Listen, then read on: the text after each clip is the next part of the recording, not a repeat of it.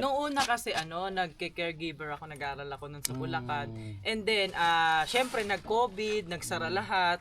Tapos, ayun nga, si ate nandyan para mag-support na kaya nag-student. Yung anak ko, iniwan ko siya nung 8 months old bago kami nag-student ngayon. So doon pa lang challenge masakit na talaga, talaga, bro, no? Sa amin kasi mahirap talaga kasi iniwan namin baby namin is 8 months. Tapos pagdating ko ng airport, sabi ko na lang, eto na ang tunay na laban para sa family namin.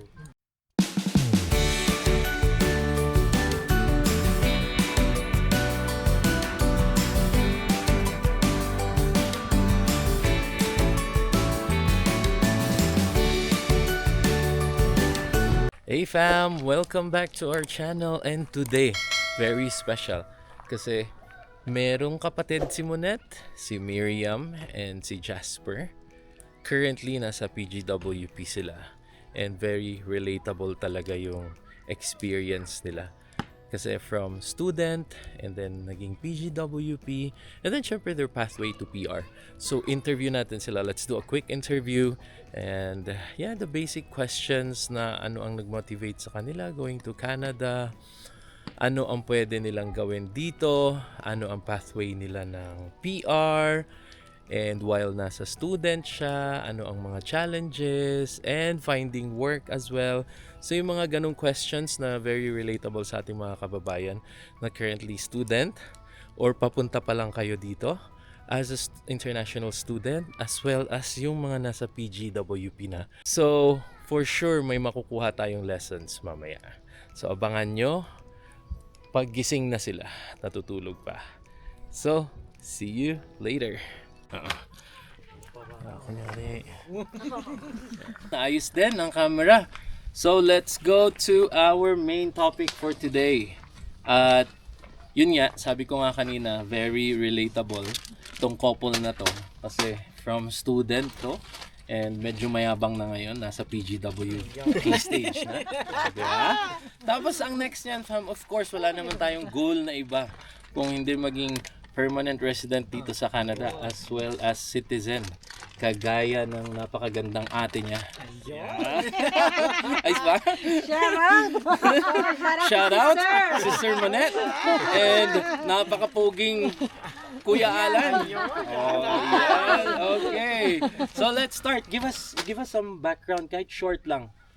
Tiga saan kayo sa Pilipinas, and ano ang ginagawa mo, Miriam, bago ka napasabak dito sa Canada? Hi, I'm Alpha Bambam. Yeah, this is My Miriam. name is Miriam Pascual. Way back home, puro ako sa Pinas. And then, yung anak ko, iniwan ko siya nung 8 months old bago kami nag-student ngayon. So doon pa lang challenge masakit na talaga, bro, no? challenges. Yung sa'yo, anong ginagawa mo sa Pilipinas? Nagpapapogi? Nagpapapogi. Hindi, support sa wife. Siyempre. At saka support para dun sa mga sa kids. So dun pa lang may challenge siya pala talaga kasi kailangan iwanan ang anak. Para din sa kanya, kaya kami nandito. At the end of the day, para din naman sa kanila eh. Okay, so what made you decide na student ang pasok nyo dito sa Canada? Before ba niyan, meron bang pathway na kinonsider din kayo, such as, I don't know, teacher din ba, caregiver, or what? Noong una kasi nagke-caregiver ako, nag-aaral ako nun sa Bulacan. And then, syempre nag-COVID, nagsara lahat. Tapos, ayun nga, si ate nandyan para mag-support na kaya nag-student kami. Siya yung nag-encourage sa amin. Sabi ni Kuya Alan, Iba shout talaga out! to si Monette. Sila yung nag-encourage Kasi sa amin. kung nakilala Kasi namin nga, to si Monette, siya din siguro mag-encourage sa amin eh. Dahil nga, nanganak na ako, kailangan lalaki na yung anak ko, maggagatas. Kaya talagang... So sino ang nag-research for the student?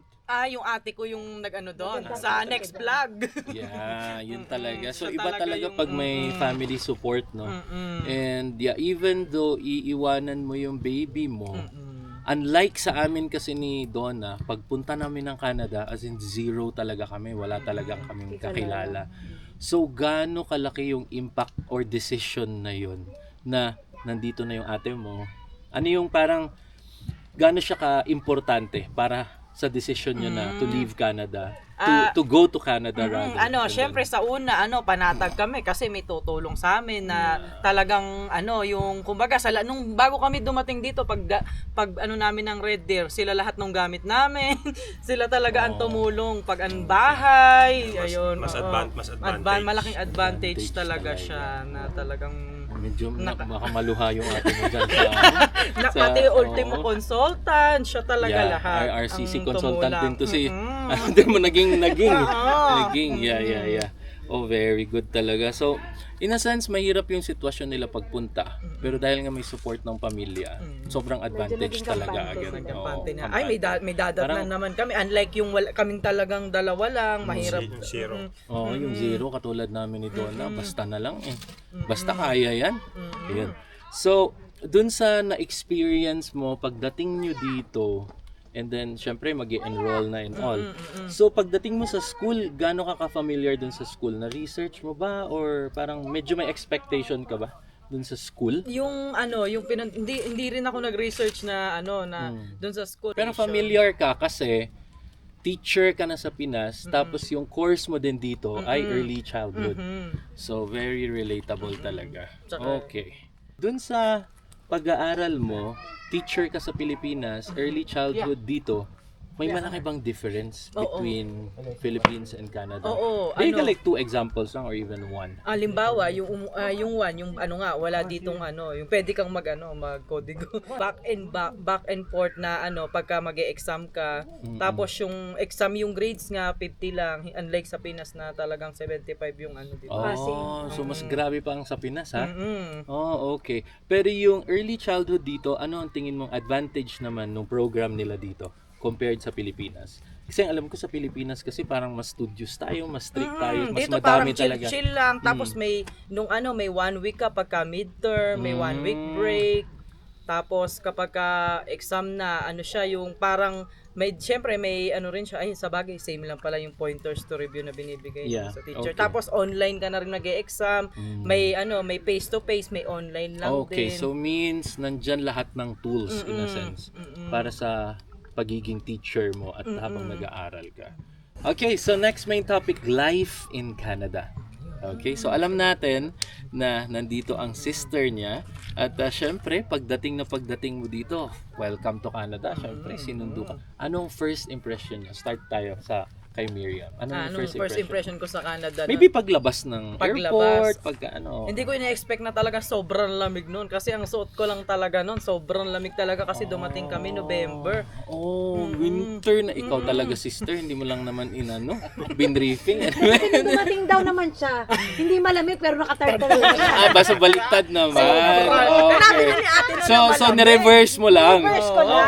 Okay. Ganti-ganti konti. Ano lang siya, coat na manifest. Yeah. Okay, Kala ko okay. parang Korea So, lang malamig. nakikita. Korea lang suot OTD. May, OTD. may dala naman akong jacket. Diba? Oo, pero kala natin talaga Kasi parang Korea Wala lang akong na. winter jacket talaga. Di sa airport dala ko. Binitbit ko na lang talaga siya. Tapos pagdating Kasi sa sa airport, airport, di ba, sinuot ko mainit na kasi init. malamig talaga. So malamig Sobrang talaga dito lamig sa amin, talaga. fam. Nasa Alberta kami. So, isa to sa more or less nakakaranas talaga ng winter. Kala ko, pero Minus 20, OOTD. minus 30. Yeah. So, wag kayong mag-OOTD, ha? Hindi siya Oo, pagbabalik. pag winter time, magsuot kayo ng proper winter dun sa mga papunta pa lang sa Canada. Okay. So, ang impression, malamig sa Canada. Since nandito din si ate, of course, nakaka-explore kayo ng mga iba't ibang cities dito sa Canada, di ba? So, saan kayo unang dinala, if naalala mo? Unang dumating kami dito sa Vam. So, Doon kami unang pinasyal ni winter siya, ate. winter. Oo, ang ganda-ganda ng winter Vam. pa. Winter. So, parang Banff Christmas Village pa yan. So, niyabang talaga agad ng ate mo. White Christmas. White Christmas. Oo, so, kumbaga, pagdating, sinuhulan ka kaagad na ganito kaganda sa Canada, kaya mag-aral ka ng mabuti. Oo. So, after 2 years, eto na, gumraduate ka na, at that time nga, ang daming mga changes talaga. And luckily, kasi yung sa ibang mga kababayan natin, buo silang family. Parang dalawa parents, and then may 3 kids. Yung iba, 2 kids. So, iba't iba ang sitwasyon. Pero sobrang naapektuhan sila kasi dun sa mga changes, lalo na dun sa bawal yung spouse kasi parang naghigpit. So na-vlog ko na rin yun previously. Yung sa inyo naman, naging okay yung pag-apply nyo from student to PGWP? Parang bigyan mo ako doon ng a short summary kung paano mo ginawa yung Nung from una student kasi, to PGWP. yung sa PGWP namin, na medyo may mga daycare na ako, part-time. Tapos, naghanap talaga ako ng daycare na makaka-full-time ako, na makakahingi ako ng job offer para masabay ko yung spouse ko. Okay, so first pointer from you, yung mga parating sa Canada, kung ang course nyo, more or less alam nyo na yung profession nyo or pathway na kukunin, before kayo gumraduate, maghanap na kayo ng part-time na at least related sa course nyo. Para pagka-graduate nyo, ano ang nangyari sa'yo, Miriam? Pagka-graduate, meron ng full-time na... Nakahanap na agad ako ng full-time na naisabay ko na yung spouse ko. Correct. So yun yung parang naging key doon. Tapos kasama na rin doon sa application PGWP. Kasi kapag hindi ako naghanap na nang relate nga yung mga tier 0 to 3 or 4, hindi ko siya masasabay. Kailangan ko munang antayin yung copy ko talaga ng ng PGWP. permit ng Okay. PGWP. So means before ka pa na-approve ng PGWP, may offer ka sa company? Naghanap ako ng full-time na talaga. Okay. So may lamia or wala? Or Wala, what? wala. Okay. So naghanap ka and then to support yung work permit mo, inantay mo yung PGWP para may para Okay. Alright. Okay. Doon sa paghahanap mo ng work part-time, gaano kahirap?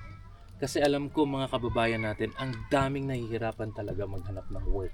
So, may vlog ako previously kung paano ko nahanap yung current company ko. Ma'am, nasa Singapore ako, nag-send ako 2,000, 3,000 applications para pag-land ko sa Canada, meron akong work. Ganun siya kahirap with the IT job that I have in Singapore. Sa inyo naman, Gano'n siya Nung kahirap? nag-apply ako nung part-time, medyo madali pa nung kasi 'di ba halos lahat talaga kailangan ng daycare. Okay. Talagang medyo mabilis makapasok sa daycare. Okay. So, another lesson galing dun sa'yo is yung job or yung course na kung pwede na papuntan yung Canada, doon kayo sa may in-demand na work or in-demand na course and then after yung work is in demand. So, katulad nung kay Miriam, since early childhood siya, ang dami talagang work. Tabi-tabi lang yung Yeah, daycare. okay. So that's why very advantage sa'yo. Kay Jasper naman, with the spouse, gaano kahirap sa'yo, Jasper? Kasi first job mo sa Canada, syempre ang Canada gusto ng may Canadian experience. Yeah. Gaano siya kahirap para sa'yo?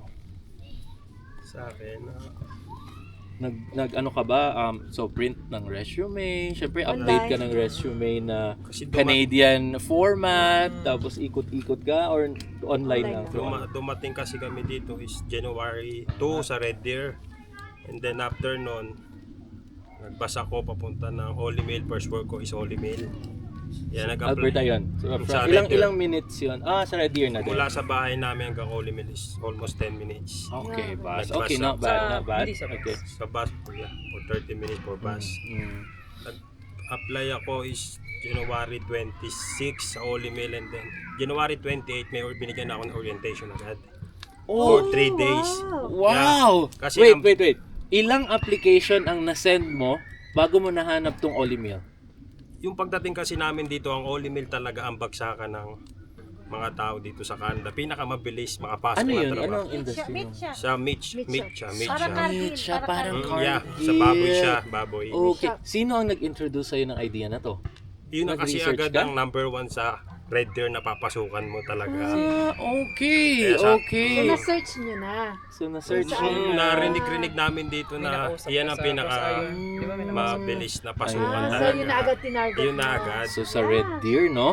Very good kayo. Anong pangalan ulit? Holy Mail. Oli Mill. Holy. Oo. Pork siya. For Pork ano naman siya, siya, pork. ano to? Meat processing. Doon ako sa Meat processing. sa porkat ako napunta kasi sa Holy Mail may tatlong klase, kill floor, and then porkat, and then shipping. Yeah. Okay. Yeah, after ko sa porkat, Ito yung sa mga superstore medyo Walmart is Holy Mail. kasi nag-aaral nga siya, kailangan ko na medyo mataas na sweldo.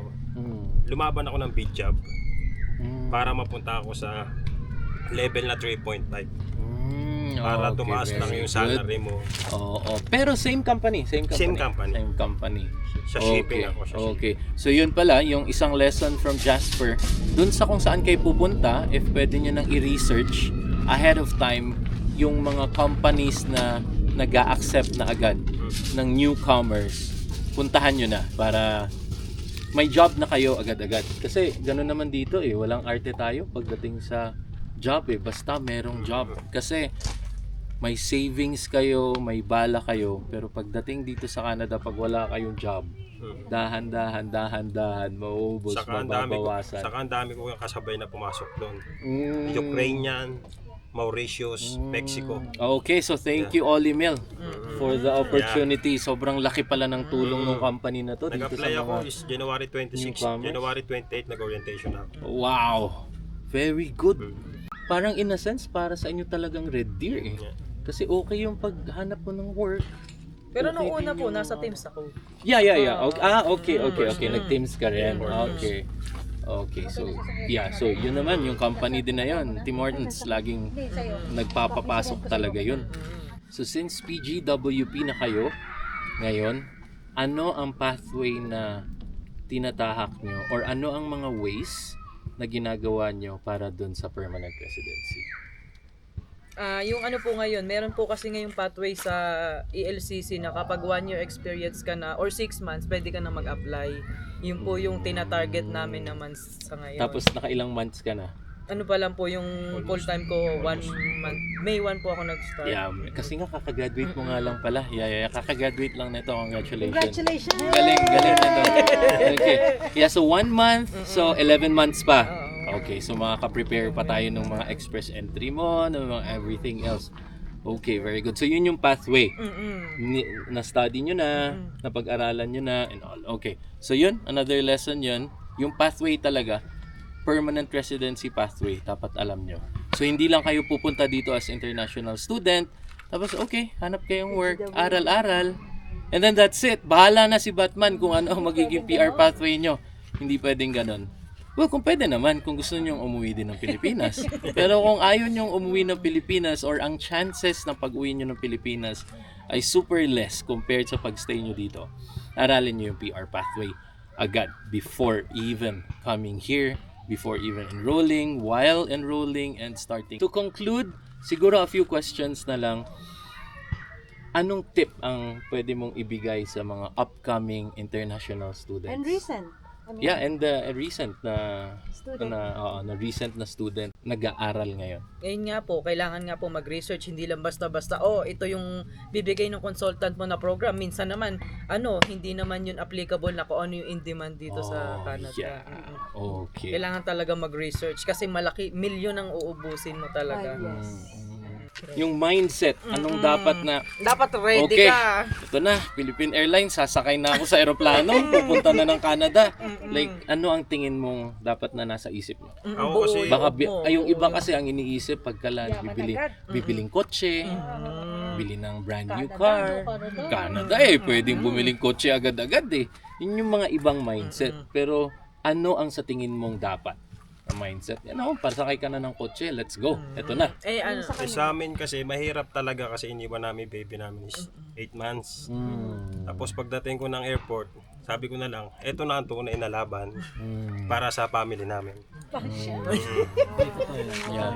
Saka, may coach din kasi kami, sila ate, sila kuya. Nag-guide sa amin na ito yung dapat gawin na hindi lang basta ang Canada. Oo, parang pag iniisip mo, parang heaven, no? Parang lahat perfect sa Canada Yeah, yun din yung isa Hindi siya easy money.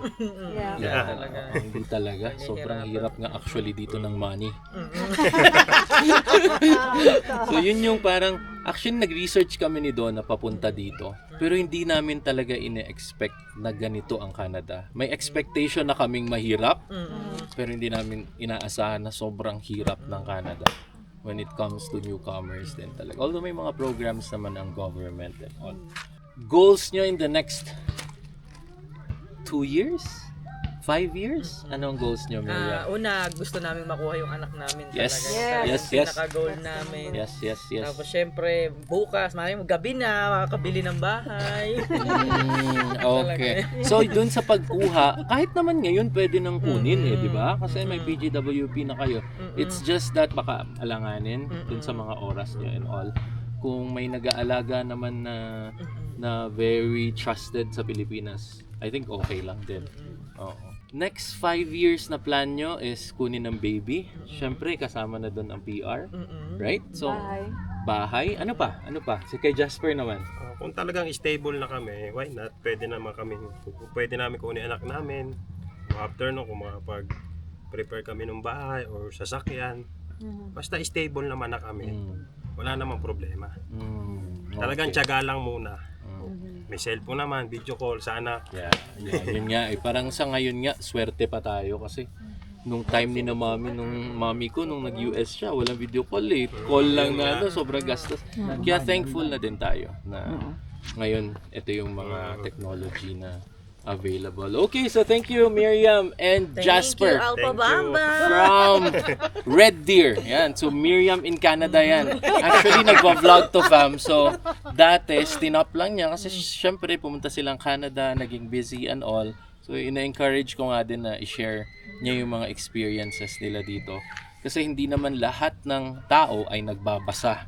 Ang iba, nanonood lang sa YouTube. For example, mga IRCC News, ano ba yung mga lifestyle dito, buhay dito sa Canada. Hindi mo naman mababasa yun o mahirap basahin. So, ang iba nanonood lang talaga. So, very grateful kami and thank you to Miriam and Jasper. Si Jasper actually ang nagluto ng sisig na dinala ko dito. So, thank you, Jasper. And that's a wrap. Thank you from Alba Fambam. Maayong gabi, maayong buntag sa inyo hadira. And see you on our next video. Hang loose. Hang loose.